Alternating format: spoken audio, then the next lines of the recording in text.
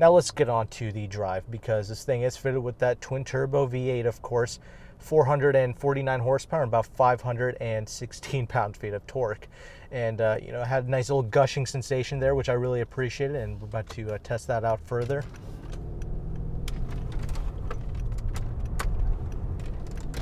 This is the 4MATIC, by the way.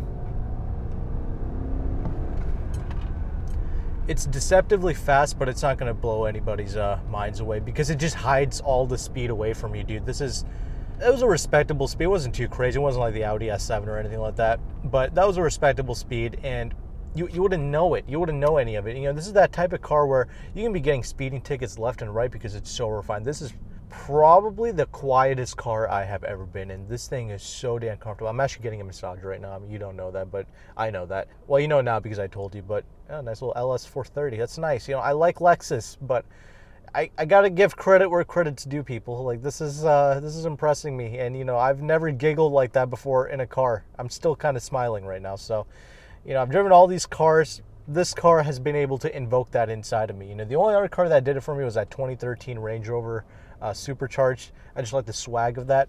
But this car, you know, it's got the 4MATIC, so it just effortlessly gets off the line. There's a lot of turbo lag with this car. That's what I noticed. So it's kind of like neutering the performance of that engine. It's actually not that fast, actually. Put some of this crap into the sport mode. This thing does have the air suspension as well. I mean, it's like everything that you can throw at a car, that's what every new generation of S-Class does. You know what I'm saying? That's why they call it the best car, or like the best or nothing, whatever their stupid phrase is. I mean, is that true? Is this the best car in the world? I mean, as we drive this a little bit more, I'm going to try and answer that here, but as of right now, it's pretty damn good. I'm not going to lie to you guys. Everything is just so effortless. It's so fluid. It's so damn smooth. That's the thing with this car. I just can't believe. I mean, a lot of cars are smooth, but this is just taking it to another level. And, you know, you would think, you know, this is not a sports car. It's not the most connected experience in the world, but something so satisfying about piloting this car. It's so easy to drive this car. You know, it's a big 206-inch long automobile. It's one of the largest cars you can get, and this thing is so easy to drive and place out on the road. It doesn't feel super wide or anything like that. In fact, it feels kind of narrow, actually. It's just, I love cars that are huge, but at master size, it's phenomenal. But I am in the kind of sport mode now, I guess. Insanely just, it's like a chamber of isolation, dude. You can't believe how damn quiet this car is. I mean, double pane glass. This kills the previous generation S-Class. That thing aged like garbage, and also it was not nearly as refined. It was a lot faster, I'll give it that, but something about the way they programmed this motor, I'm not really tripping over it. It's also like really masking the speed from you, and also the seats. They have like this magic body control thing where it kind of like hugs you in when you take a left or a right corner. It'll kind of hug that bolster in. It's a sensational experience. I'd almost compare this to more so of the LS400, where they spent so much money and they studied the American market, and they had that thing with the seat where it felt kind of mattress-like. That's kind of what this car is. It has like this magic quality to it. It's pretty sensational. People are busting their necks to look at this thing. I feel out of place. For the first time, I love big luxury cars, but I feel kind of out of place driving this car. I don't feel I'm suited for this car. I don't think I'm prestigious enough, but you know, it's still effortless, don't get me wrong. It doesn't, you know, usually when you come off of the throttle of most cars, it'll kind of engine brake itself, kind of. This is not really doing that. It still kind of floats, you know, after you let go of the throttle, so you're not really coming off you're not really letting go of any speed, so you do have to kind of get back on the brakes as soon as you're done accelerating. It's one of the things I noticed. This is a luxury car, I'll give it that, bro. This is and I keep forgetting this is 150,000 miles later. This is aged virtually perfectly. Now, I am hearing some rattles coming from this door. However, that's totally forgiven, because I will say this. I've driven a lot of Mercedes-Benz products, even brand new. Like, the S-Class is actually the only Benz I care about, I'll be honest with you. And I guess the C63S, because it's a nice little performance bargain in their lineup, I guess. It's not a bargain, but you get what I'm saying. But this is really it. This is the highest class of car that they make, obviously, but like, you know, this is like the true quality. You know, if they're talking about, you know, the best or nothing, that really only applies to this car. A C-Class is nothing like this. It's a quiet and comfortable car, but the build quality is not remotely close to it. 150k miles on any other Benz other than this one would be a complete rattle box. It'll be done for by now. This car has held up extremely well. It's just the few rattles here. I'm going to take it over some garbage pavement here in a bit, but this has done a tremendous job aging. This is great. This is satisfactory to drive on the road. This is deserving of $120,000, $150,000 price tag. And I'm not kidding you. You know, if you bought this thing new, or you leased it, or you find whatever, no, it doesn't hold value. You know, this thing is about 30 grand now. You know what I'm saying? It's about a quarter of the value now. Dude, this is smooth. This is a quality object. Because I will put my hands on like the panels of a new Benz, and it'll be like rattling and stuff. This is not so. This is a solid, well put together car. Even from the audio system, this Burmeister sound system is not like the other Burmeisters that you get in the other inferior Mercedes-Benz products. This is the only car that Mercedes makes that I truly care about. And is this living up to expectations? Yeah, it is. It really is. Is this superior to things like the LS? Yes, it is. Do I like it more than the 7 Series? Not. I really love driving the 7 Series. That was impressive. Actually, so was the XJ. You know, if you care more so about driving, the 7 Series and the XJ are going to do it. The 7 Series has also aged extremely well with 100K miles on it, so there is that. But something about this, it's the whole package of swagger, prestige. I like the Benz logo sticking up. I like how smooth, and this is the quietest car in the class. This is really impressive. If I can get my hands on a Rolls Royce, that'll be the perfect comparison to this car, because this engine is buttery smooth, almost like the Audi. Audis also have insanely smooth. But why do I like this more than the Lexus? Because I know there's a lot of Lexus freaks who watch this channel. I love the Lexus, don't get me wrong. Like the 2013 to 2017 LS 460s, they are a gem in the used car market. They're going to age even a little bit better than this, of course. But another thing, the reason why I don't really like it as much is because it doesn't quite have the same level of smoothness. And, you know, they don't go crazy with the electronics and stuff like that. You know, they keep it at bay because they have a certain level of reliability that they need to keep. You know, you need to get a warranty with any of these cars. That's mandatory. You must get a warranty with any of the cars in this class. Don't screw with me there. Even a Lexus, I don't care what you get. They have way too many electronics, even in the Lexus, that you need to get a warranty. But it doesn't have the same level of smooth. It doesn't have like these seats that hug you in place. You know what I'm saying? It's like the little things that add up. And of course, this is double wishbone and everything. This is the highest level of everything that they can throw into a car. And that's part of the reason why this is superior to the other cars in the class, because they really did throw everything at this. You know, they went crazy with it. Now I'm about to test out some of that handling here in a bit. This thing will plow for sure. Now, if you just saw that little demonstration right there, this thing plows like crazy. This thing does not handle anywhere near as well as a BMW 7 Series or a Jaguar XJ. But again, this is almost like, what's a car that I drive? This is going to be a little bit of a primitive comparison, but it's almost like the Hyundai Sonata, where, no, it doesn't handle quite as well as a Honda Accord, but it's just like, you feel serene driving it. And this is like that times like 10 million. This is like that to the 10 millionth exponent, essentially. This is, you have zero aspirations or desires to drive this car like that. You have no real desire to exploit any of its performance capabilities because, you know, despite its impressive engine, there's not a whole lot of capabilities here. This is just that insanely plush experience that is one of the most satisfying street cars out there. Now, some of you are going to be like, oh, how do you feel about it compared to your LC500? Well, that's a totally whole different beast. And this is kind of the perfect car to complement an LC500, actually. This is nothing like an LC, of course. You know, that's kind of a brutish, kind of muscle car, luxury car thing. This is just full-on luxury. It's trying to do what, like, a regular car would do, like something like a Camry would do, but, like, again, like to the 10 millionth exponent. This is just the next level of kind of comfort and all that good stuff. And yes, the air suspension has made a difference. I'm not gonna lie, I do like to keep it in the comfort mode because I don't like to go crazy with this car. The brakes are great on this car, dude. This drives like a brand new car. Other than this slight little rattle coming from this door, this car is flawless in terms of driving, I swear to God. As long as you don't push it, as long as you know what you're getting into. This is not a 7 Series, this is not a whatever. This is an S-Class meant to be driven at the speed limits at a satisfactory manner, you know what I'm saying? Actually, I totally forgot to mention, so I guess this is a good thing. I did not feel any of the bumps when I went over those garbage pavement over there. I totally even forgot to mention it, dude. This thing soaked it up so well. This is the most comfortable car in its class. Most comfortable and most quietest car in the class. No questions asked. Here's the thing though. Do you need the absolute most comfortable? Well, if you do need that, this is it.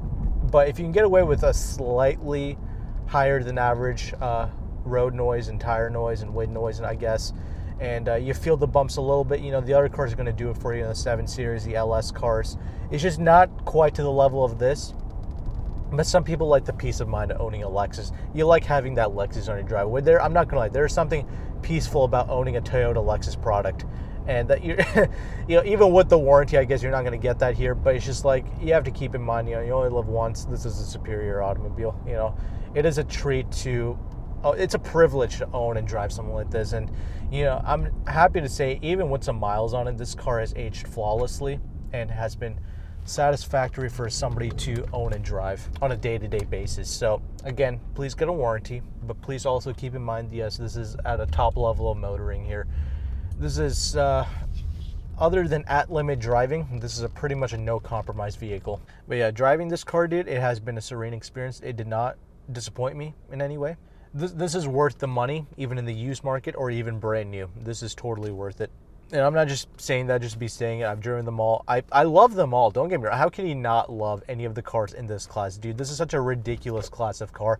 All of these cars are the top level of motoring. Before you get into the Bentleys and Rollses and stuff like that, which I'm going to try to do that Phantom review for you guys, but before you get into that, these are the superior automobiles in the world, I guess. And is this one step above the other cars? Yes, it is, like I mentioned already, but like not in terms of pure driving, which I guess if you're looking into this level of car, I guess maybe you don't care about that. But if you do care about that, know that the 7 Series XJs will give you that. Even the LS 460s will give you a better kind of driving experience, I guess, more connected feel, I guess. But the plushness, the lack of road noise, the lack of wind noise, extremely impressive. So with that, let's get into this interior, because lots to talk about here. This is the white interior. This is the cream interior, I guess. No real issues, honestly. It's aged really well. I have noticed a few little like dark kind of green spots or whatever on both seats here, but that's literally it. Other than that, the seats are plush. They are comfy. They keep you in place, literally, because the bolsters are active. But this is the type of car, no wonder it has 150k miles. You can just pile on the miles and you're just gonna be so satisfied. Again, with the warranty, of course. But anyway, I love the steering wheel. It's a perfect size. It says Mercedes Benz on the bottom here. Grip and grain, high quality woods and leathers being used here. This is extremely well done, well crafted. This is a car that Mercedes Benz can be proud of, essentially. I like the wood. I like the design of this car. There's a huge it's impressive. When people get in here, people are like, damn, now that's a Benz. That's an interior. And it's not quite like the Lexus cars. I actually prefer the Lexus car interiors, but this is very good. This is my second favorite, actually. This is very well done. The switches, they feel great. They look great as well. And it is one touch up and down for all the windows, of course. Seat adjustment is all up here, and there's plenty of seat adjustments here. This seat goes down very low, Ashes. Usually I have the seat down all the way in most cars, not in this car. I actually had to bring it up a little bit. So you can be like 8 feet tall and be able to drive this car, I swear to you. All the heated seats, massaging seats, like I mentioned, and memory seats, of course. I mean, it's great. I like the way the door opens out. It's not an insanely large door. I don't know how they do this, but it's great. Also, like I mentioned, visibility is very good. Easy car to drive. Car feels bank vault solid in here. It's a safe car, of course. You're not going to be worried about that. Double pane glass, of course. Like I mentioned, that's really aiding with the quietness of this car. This car is riding on the 18-inch wheels. It's kind of an interesting spec. So it's got some options in here, but it's got like the base kind of wheels on here. So this is literally the most comfortable riding S-Class you can get. It's got about 245 wide tires all around because of the 4MATIC. So it's not insanely wide tires, so that's also going to reduce the road noise inside of this cabin. So there's that. All your safety features, your lane keep assist, your Drivetronic, your Distronics, your whatever. Got all that crap. And automatic headlights, of course. This is kind of where your electronic parking brake is accessed here as well. Trunk release button is right here. You have a pretty good sized door pocket space. Definitely put a water bottle in there. That's not an issue. Some discoloration for sure around the kind of steering wheel, some of the leathers here, the highly touched area. So there is that. But overall, with the price, with the mileage, I'm not really tripping over it. You know, you press up against some of the wood panels here. If this is a new like C class or something like that, I could literally probably just rip this wood grain off. But this is an S class built to a totally different price bracket and category. Everything feels great to touch, to, you know, operate all these kind of buttons and switches. They feel of quality. These vents, they're very nice to play with. It's a very confusing interior space. I'm not really used to this car. It's kind of difficult to get used to. If you own the car, I'm sure you can understand it, but I don't know how to really access the vents. You can't really like rotate them or whatever. I don't know, but like, you know, they have like these buttons here to, I don't know what they do. You can kind of push them in or whatever, but yeah, it's not the easiest car to get used to. You know, you have your kind of commonly used buttons. You know, I'll talk about this infotainment real quick. The things that you can do with this car, I don't even have time to kind of go through it, all of that in this video. It's insane. You know, you have the crazy interior lighting, of course, your massaging seats, you have the Burmeister, which sounds incredible, of course, again, to a whole nother category and level compared to the other Burmeister sound systems and the other Benzes. This sounds the best.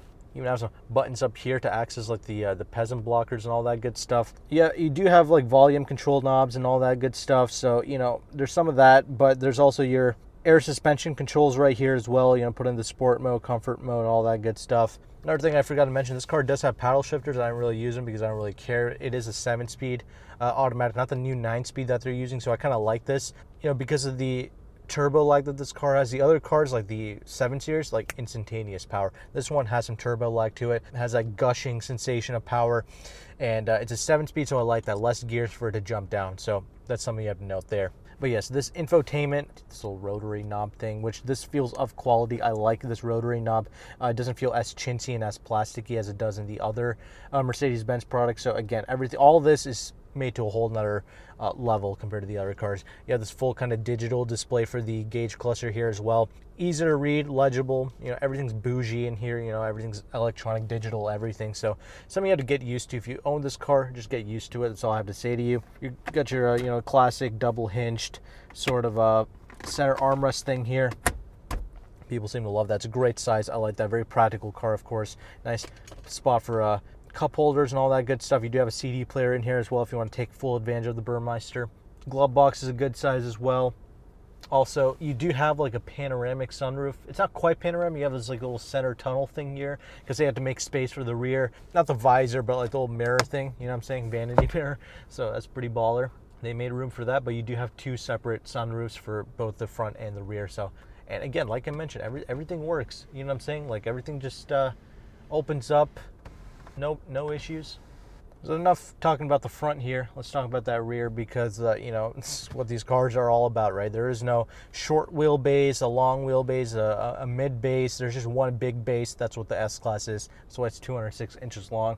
And the space back there is pretty good, but it's comparable to like an LS 460, like a regular one. I feel like if you got the L versions of the other cars, they would actually provide more space. So that's something interesting to note. But don't get me wrong, this is still a ridiculous amount of space for a car. You can be a monster back there and absolutely just stretch out. It's not even an issue. And of course, you got the peasant blockers. You know, again, I was giggling like crazy when I first got in here. I was playing with all the little functions. Again, it doesn't have all the crazy features, like a big tunnel with a bunch of buttons on it and like screens on it. It doesn't have anything like that, but you can access all your kind of sunroof back there. You can access your, you know, the peasant blockers. It's all round. It's all electronically controlled, so I like that. Again, very comfy seats in the back as well.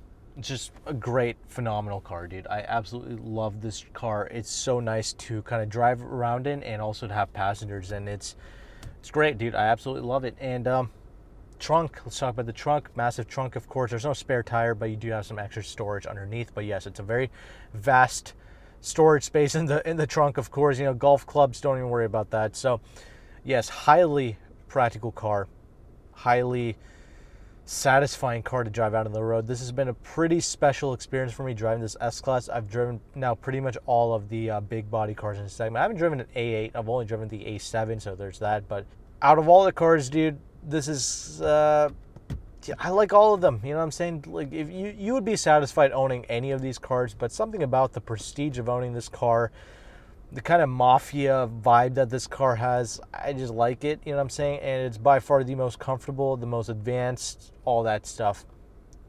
It's not the best driving though. You know what I'm saying? It plows through corners. It's got body roll, of course, but it tries to mitigate that with the seats and magic body control, you know what I'm saying, like reads the road ahead with the camera and all that crap. Yeah, sure, okay. So yeah, enjoy it for what it is, the big baller, prestigious automobile that it is, with all the comfort in the world. It's very impressive. I hope to compare this to like a Phantom soon, but in the meantime, if you're an owner of this car, please let me know how it's held up for you. I would love to hear about it. And if you've driven this car, please let me know your thoughts. If you like it, or if you've, even better, if you've driven it and compared to other cars like the LS and the 7 Series, let me know your thoughts. I mean, it's all about a preference thing. Again, like I mentioned, you're going to love all of them. And again, if you're interested